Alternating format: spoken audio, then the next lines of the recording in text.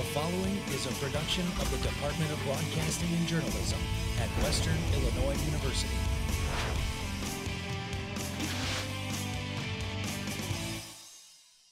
Live from Salee Hall in high definition.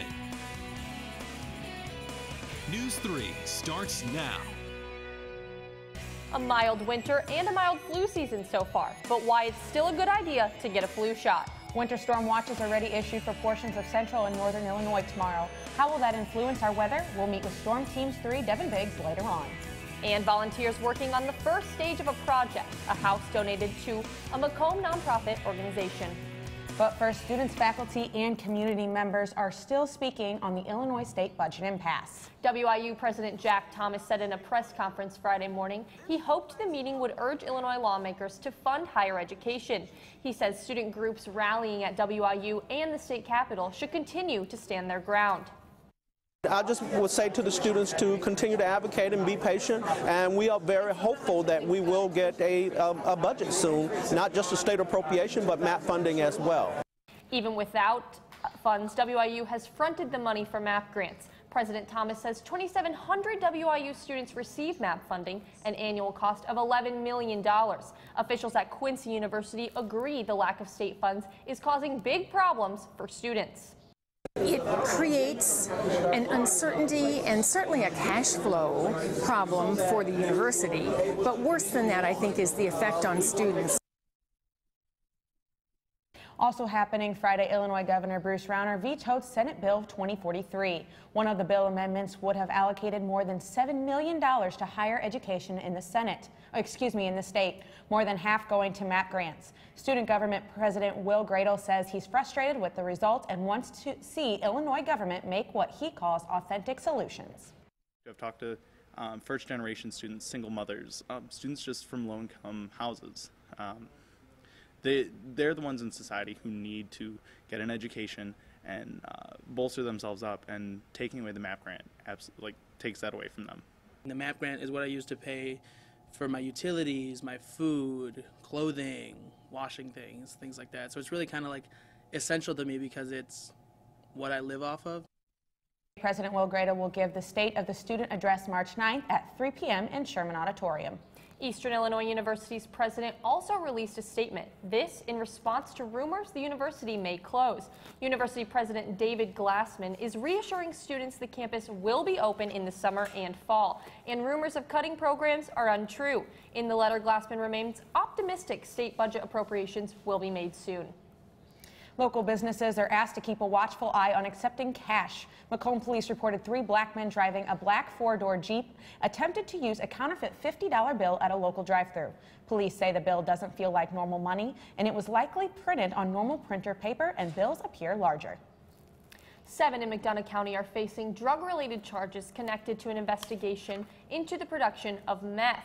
The McDonough County Sheriff says 5 people have been arrested, suspected of gathering items to create meth.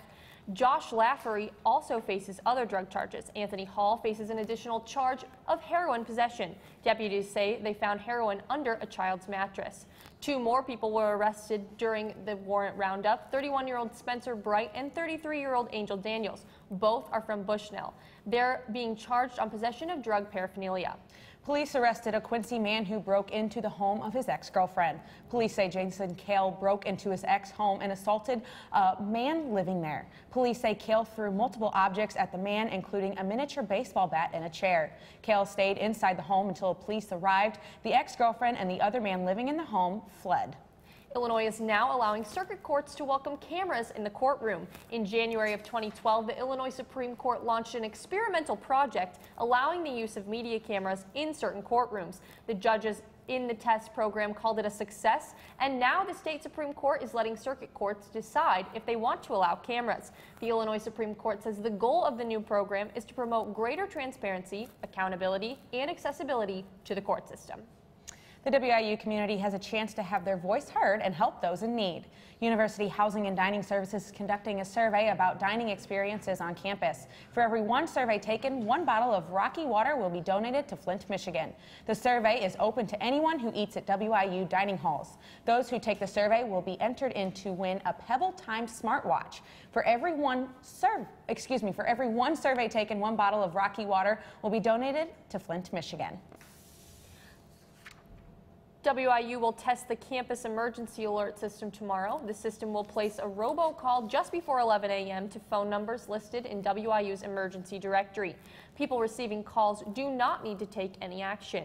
WIU has been named a Tree Campus USA for the 4th consecutive year. A news release says WIU has continued to meet the 5 standards to get the title set by the Arbor Day Foundation. There are more than 2,700 trees on the Macomb campus. 2 trees are planted each semester in honor of WIU employees and students who have passed away. Tree Campus USA colleges and universities invested $23 million in campus forest management last year. A new study shows the results of a 2010 CDC recommendation. Still ahead, what researchers now say about young women receiving the HPV vaccine. Plus, volunteers who want to give back to the people who are in need most in their community. Hey Devin, what do we got going on in weather? We have winter storm warnings in effect for central Illinois right now, and the forecast models really changed from earlier today. Coming up, I will let you know how much snow will fall in central Illinois and what we will experience here in the Tri-States region. News 3 continues.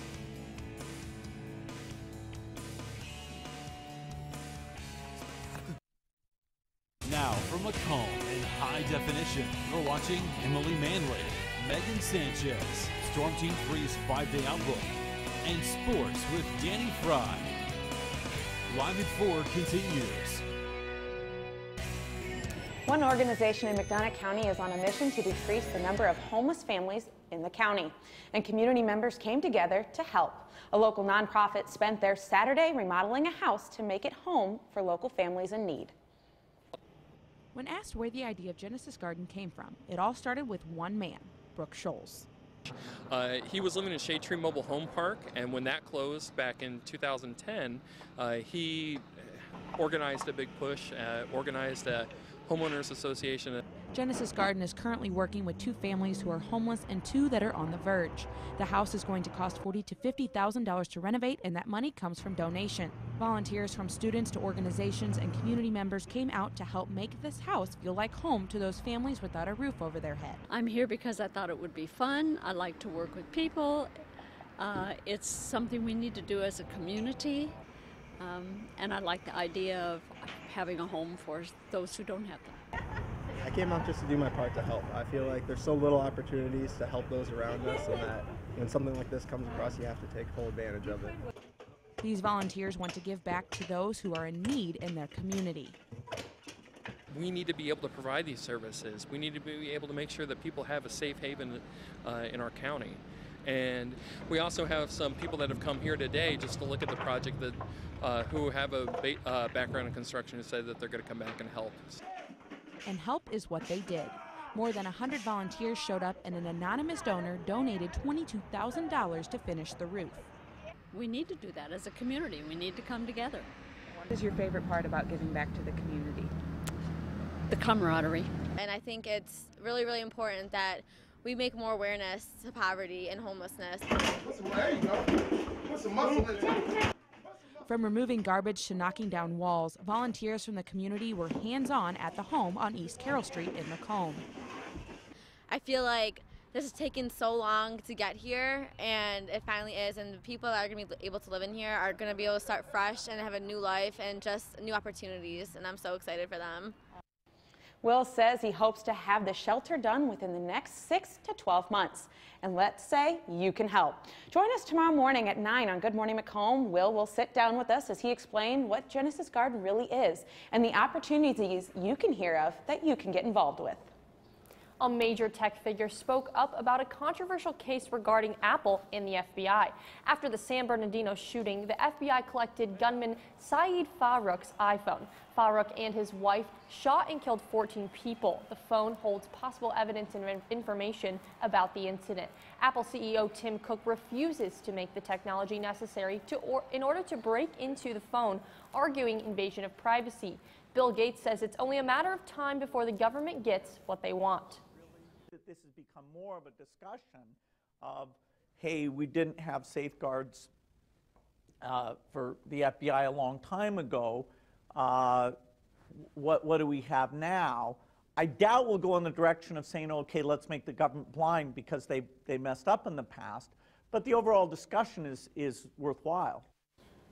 While Bill Gates disagrees with some of Apple's arguments, Facebook founder Mark Zuckerberg fully supports Apple's stance. The biggest fear for Apple and its users is that this technology would allow hackers and terrorist organizations access to private content. Rates of HPV infection have dropped, this coinciding with the CDC's recommendation of getting vaccinated against the virus. A CDC study shows in just 6 years, researchers saw the rate of HPV infection among teenage girls fall drastically. The rate fell by more than half. It now sits at 4%. For women between the ages of 20 and 24, the rate of infection fell from 18.5% to 12.1%. Even if a young woman is not sexually active, health experts advise getting the vaccine. They say the vaccine is actually more effective if given before a woman becomes sexually active. The flu, now widespread in Iowa. This according to the CDC's weekly flu map. The report shows McDonough County in the moderate category. Last week, 30 students at DePaul University came down with stomach flu symptoms. Flu shots are still available for free at the View Health Center. Warmth and sunshine greeting people on campus this afternoon, but it'll all be a memory. Devin Biggs has your Storm Team's 3 forecast next.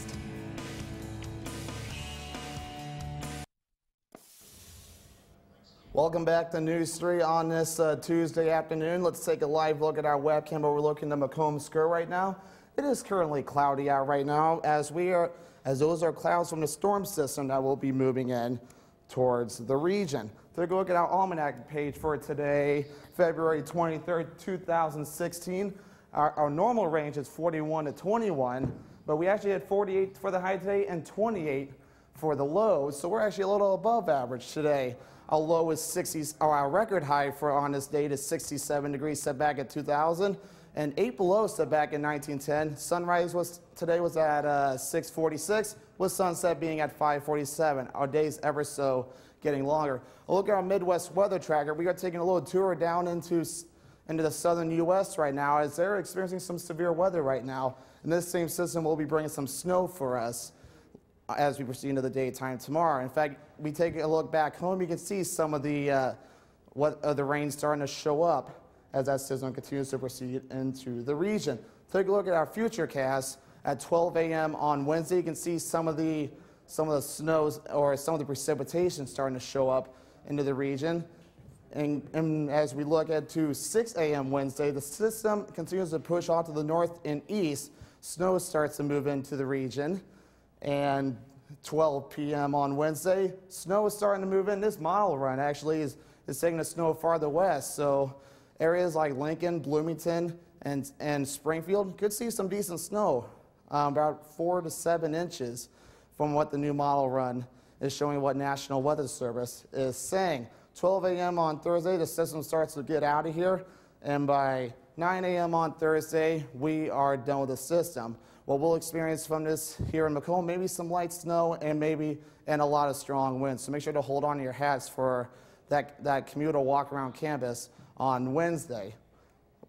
As we take a look at the snowfall totals, this model is getting a little aggressive, especially down near the St. Louis area. I don't think we'll see a foot, but I think 4 to 7 inches is a good bet. Take a look at our lows for tonight. 34 in Des Moines, 33 in Davenport, and 33 in Des Moines.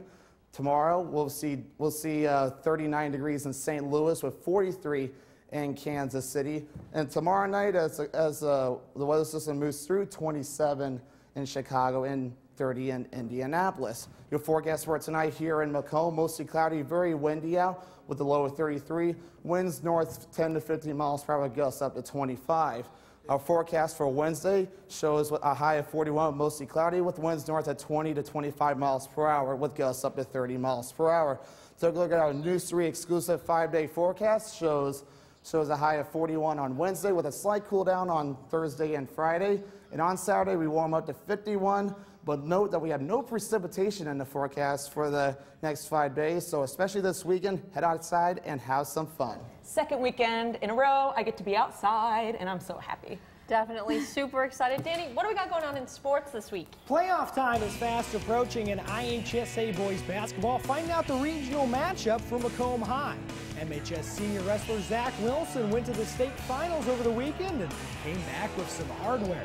WIU men's hoops returns home to close out the regular season, starting with conference frontrunner South Dakota State. Those highlights and more next on 5 at 4.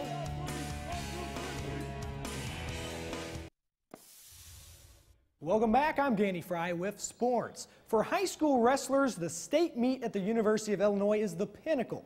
Macomb High senior wrestler Zach Wilson came in as the lowest seed of the tournament with a goal to bring back a medal. Wilson battled to take home a 6th place medal after winning his wrestle back by a 13-4 major decision. He dropped a close 4-3 decision to Keyshawn Gherkin of Gibson City in the 5th place match. Watson was welcomed back to Macomb on Saturday night by a group of Bomber fans and boosters as the 2016 wrestling campaign comes to a close.